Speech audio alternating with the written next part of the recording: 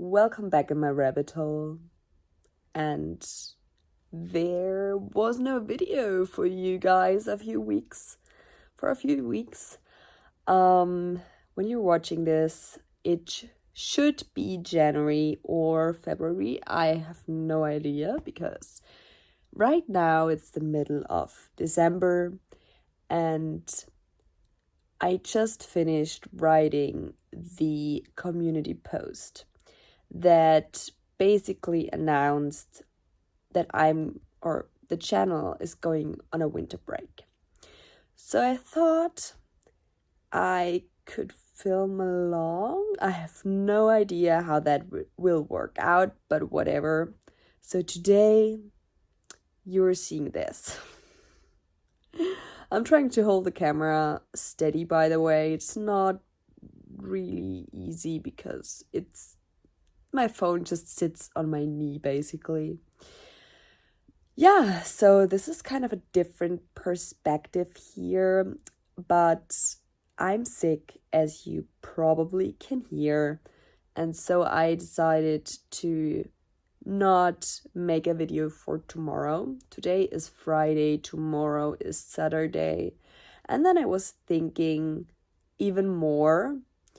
And so there have been some thoughts in my head for quite some time, a few weeks now, that I just, how can I say this? So probably I will explain my thoughts about the channel later on in the video. But there are actually a few reasons why I'm making this winter break.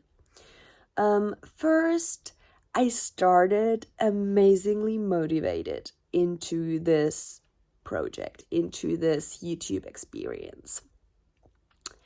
And so I produced a lot of videos. I mean, a lot of videos, and also a lot of videos in advance.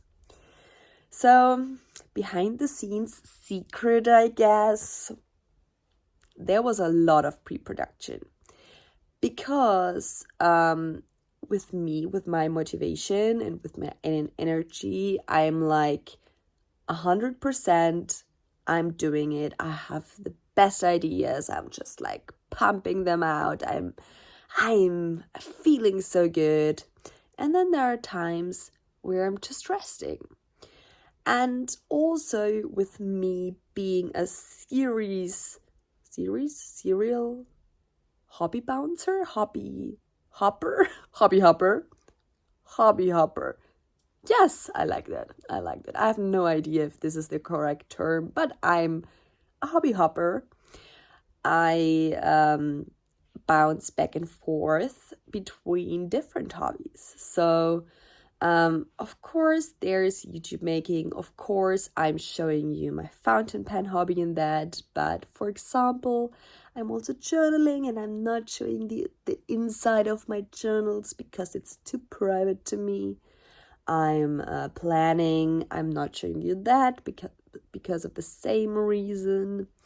And then there's bookbinding. I've shown something from that hobby previously on the channel, and then I am knitting, and knitting is also a really, really, really nice hobby, and that's why I'm sitting on this couch right now, okay, because there's my knitting stuff next to me. And so as I bounce back and forth how I feel it's natural to me, I also figured out that the videos that I'm doing about fountain pens, because basically fountain pens and stationery is the focus on this channel, they're doing the best. And so I lacked a bit the motivation to film the other stuff, also because there are amazing bookbinders out there, like on a much different level than I am.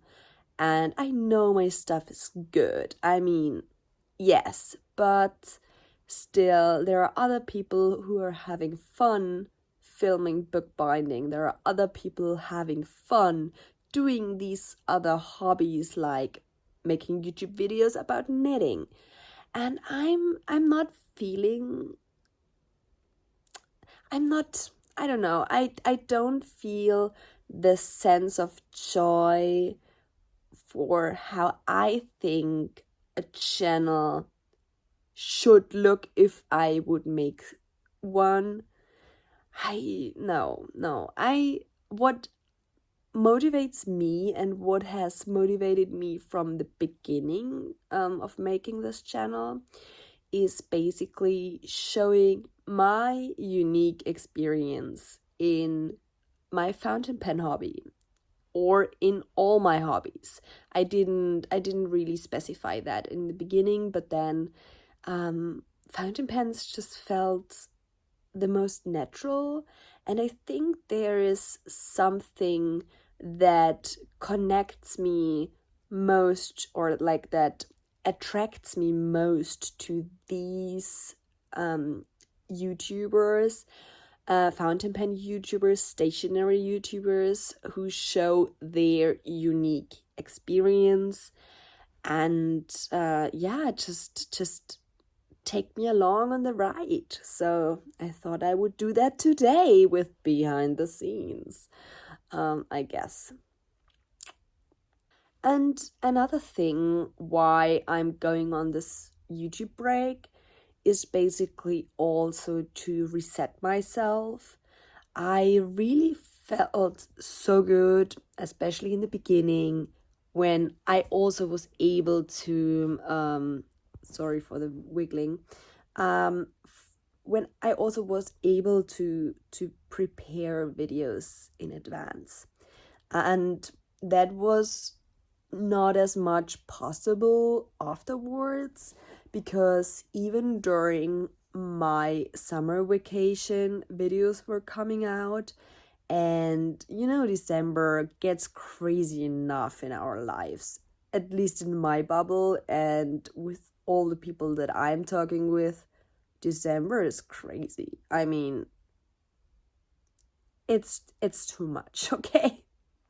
So I'm just deciding for myself, for my calmness, for my inner relaxedness, if there's any in my brain, which I doubt,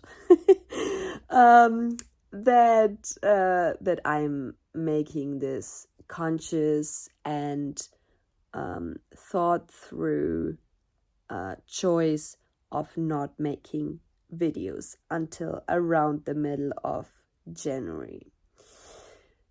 And what I immediately felt when I made this decision like 10 minutes ago and then wrote the community post was, first, of course, I was sad that I couldn't keep up the consistency of publishing a video every week. And before that, it was even every 2 a week. And before that, I even did more than that. I did 3. So every week, a video already felt like taking back, getting out that drive. And I want to find my drive again. I want to be able to pre-produce. And right now, holding this camera, holding my phone against my face, my sick face, is already showing me how much it frees me from, I have to do a video for Saturday. And so I hope to come up with, again, unique and special and crazy or stupid or just joyful videos that I like, that I really love to make. Because oh my gosh, when I did the top 5 video about the best pens for work, I mean, that video was the biggest peak on my channel ever. It was so crazy. It was so, so, so crazy. For me, it was like, what the heck is happening? So, yeah, I just felt that amazement. Can you say it like this? There was a lot of joy inside of me, and I was so proud of that video and about that stupid thumbnail. Oh my gosh, I was like, yes, that's oh my gosh, what would people think? And then I was like, that's so stupid, it's so good. I was like, that's so good. I was so proud about that, and I'm proud of a lot of things actually that I've made the last few weeks and months. And yeah, basically since I started in April, I guess it was, with this channel, I'm proud about every single video, and that's just amazing. That's that's just amazing that I finally made it into the hobby. That sounds weird, I know. But basically, I think starting was the hardest for me. And now being here, having this YouTube channel since April now it's December, so 3/4 of a year, basically, that's crazy. That's crazy, okay? Um, it's just amazing. It's so, so, so cool. And another thing that I recognize about me, I'm not only bouncing back and forth between different hobbies, how I feel it's natural to me. I'm also highly motivated in the beginning and getting in knee deep, and I love it so much. I just love it so much. So, to explain what I meant before with the thoughts that I have about my channel, basically is written on this little post-it. So, not a special something here, just some, as we say, gekrakel here in Germany. When I was in the kitchen using some random big ballpoint.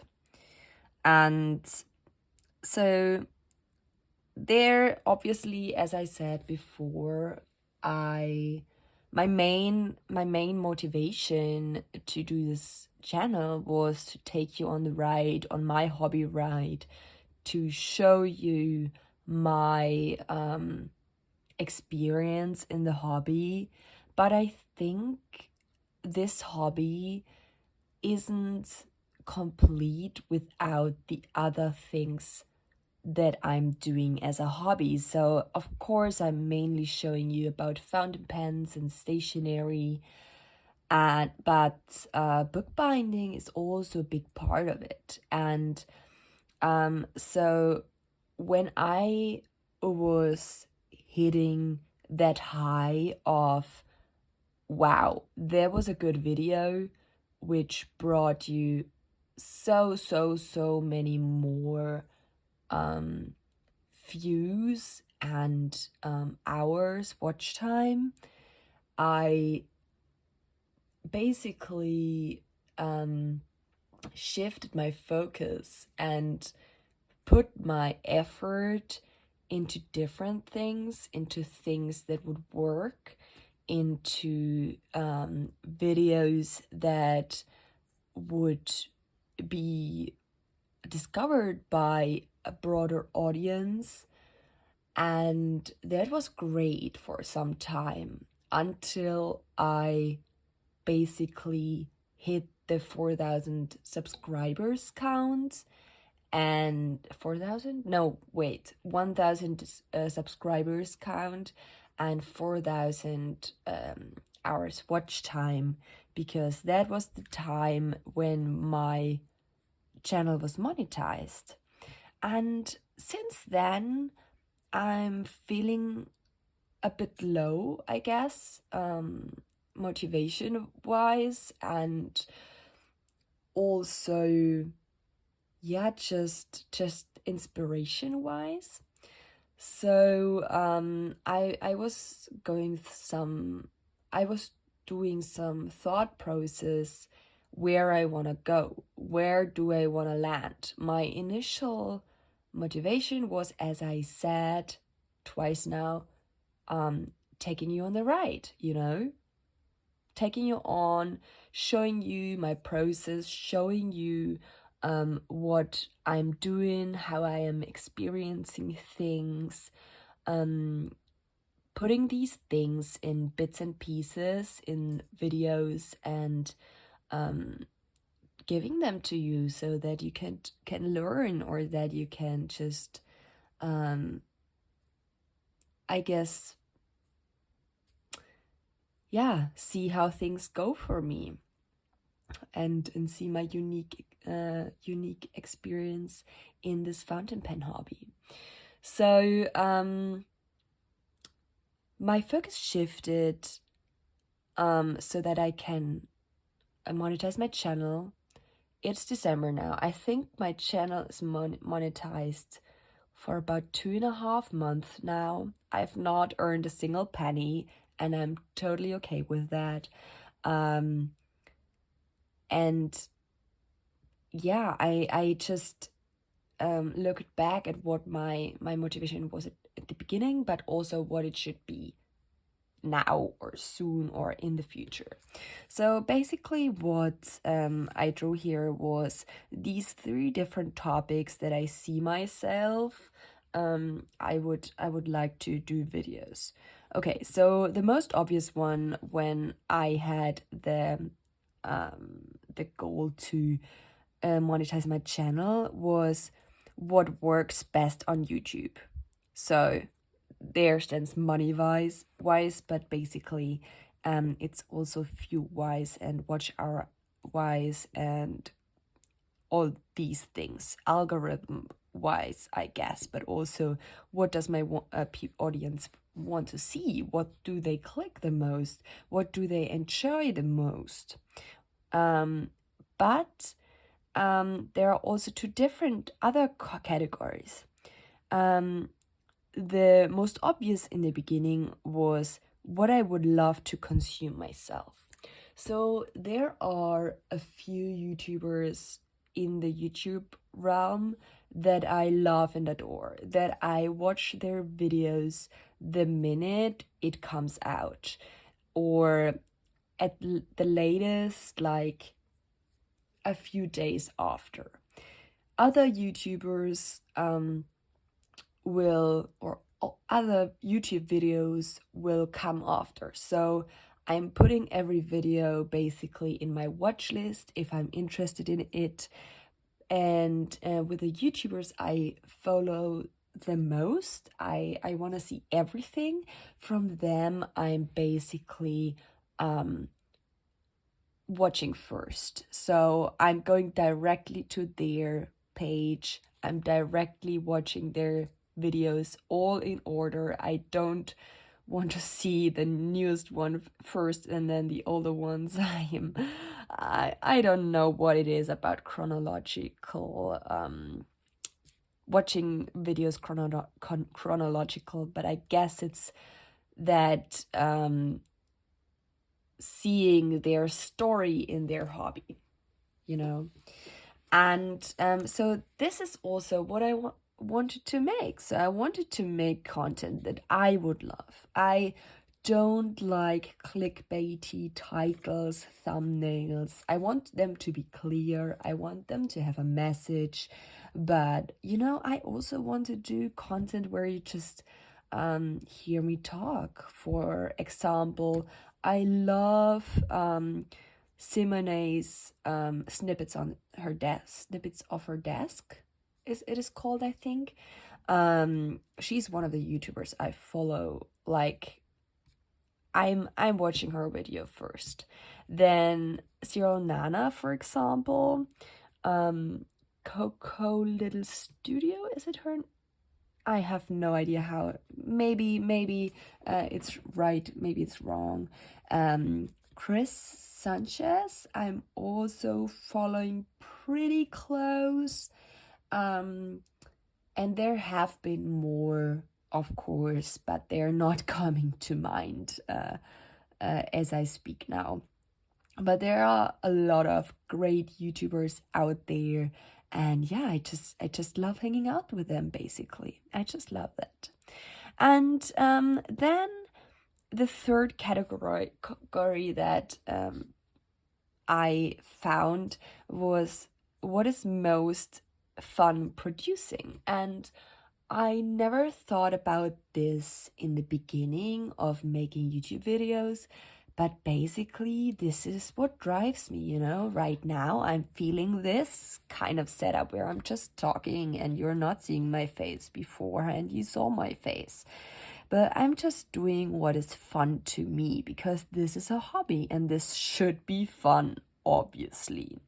And if I would find I don't know, how do you say, the golden coin? No, you don't say it like this, or no. If you hit the bull's eye, you or I would have YouTube videos that fall into these three categories. But that's not always possible. There are middle grounds here. There are just some videos that are on the outer edge here. I don't know where you would put this one. Basically, probably not in the money, or money is it? Well, money is a placeholder for algorithm works. But well, it's the same. I've, like I said, never earned a cent by YouTube, and it's going so slow. I won't for a while. And that's also okay because, like I said, this is a hobby and I don't want to make my hobby a business. That's just me being real with myself, me making a conscious decision, making a decision that is feasible for me because I'm hopping hobbies quite a lot. And yeah, so I don't know, I just wanted to talk with you about this. Maybe somebody is finding this helpful. I don't know. I found that really good to write it down. Probably I'll put it in my journal. For now, it was just living on my desk. And then, yeah, just staying on my desk for a second. These are the 3 inks that I picked out of the parcel that came along. This must be my last video in December, or was it in December? Yes, it came out in December, where basically a group of people on Discord, in a German Discord, were sharing some inks with each other, and this was a pass around parcel, so it went around in rows. So it was at 5 different people before me, then it went to me, then I sent it away again to a different person, and this person. So we have a whole list, and it will probably go for a while. For, I don't know, I may can do the estimation about February, March or so, but I have no idea how long it actually takes, because of course it depends on people's schedules, on the parcel going around the country, everything like that. And then bookbinding wise, you already have seen that standing there all day when I was talking. So these are some mini 3x3 centimeter books. And they are basically a joke. So I was gifting some hand-bound books last year for Christmas to my family, and also to friends, I think. So I made mini versions out of them, and made a loop on top so that people can hang them on the Christmas tree. They are so sweet. They were a pain in the ass to make them because they're so finicky, and I didn't know about how I really would like to bind them, and so I did twice, and yeah, but they went quite well. I didn't press the signatures. Well, it's one page signatures, so it's so thin. I couldn't have made more pages into this. This was so finicky, but I had this paper over, this glittery paper, and I need to use my stuff, you know. Of course, these were some little scraps that I had laying around, and so the color palette also came together out of these scraps, and I basically chose some more like Christmassy colors. So I think I will give these 4 to my family as just a small joke. Yeah, but like they were so much work. They were as much work as a bigger book. Like honestly, of course, it's not as much material, but the steps are basically the same. So yeah. But I had fun like designing them, and just detailing them and also doing them. So that's totally okay. That's totally okay. That, by the way, this binding is, I think, called exposed binding. It's a variation of long stitch, if you know that. So it's just going into a different signature basically. So the signatures are 2 at a time are sewn on. The first and the third are bound at the same time, and then the second and the fourth signature are bound at the same time. But this was taking some time and energy. And then what I've just made yesterday actually was this box, and I will give this as a Christmas present, also with something inside. But basically it's one of the first boxes I've ever made, and if you look on my Instagram, I should have put up some photos by now of this one and the other one that is already wrapped up as a Christmas gift. And oh my gosh, it went so well. I never did boxes before, but I must say I have learned a lot by just watching Das Bookbinding. Is his channel called? I think he's I think one of the best bookbinding YouTubers. It's just so educational. You can learn so much, and he has basically tutorials to everything. So also, if you wanna do a fountain pen friendly notebook for yourself because you have some paper laying around, check him out, see if you can find something that would help you, or if you want to do a reckless planner massacre or journal notebook massacre, as Shauna from Zero Nana puts it. So please, yeah, if you're interested in bookbinding, he's great. And then another person I can really recommend, I'm also in her Discord, and I've been following her for pretty much since the beginning of my bookbinding. She has inspired me to bookbind in the first place, is Bitter Lemons Bindery. And she also brought a book out. I don't have it, but yeah, she's great, and she has such an amazing taste and style. I really love her stuff, it's not exactly my style, but honestly, that's very hard to match. My style is, yeah, something in between. Let's just say it like that, this. And look at how well I performed in doing this. I mean, like, yes, I made some mistakes you won't see anymore because basically I know by now how to make it happen that nobody sees it, even I. So there, for example, this I cut too short.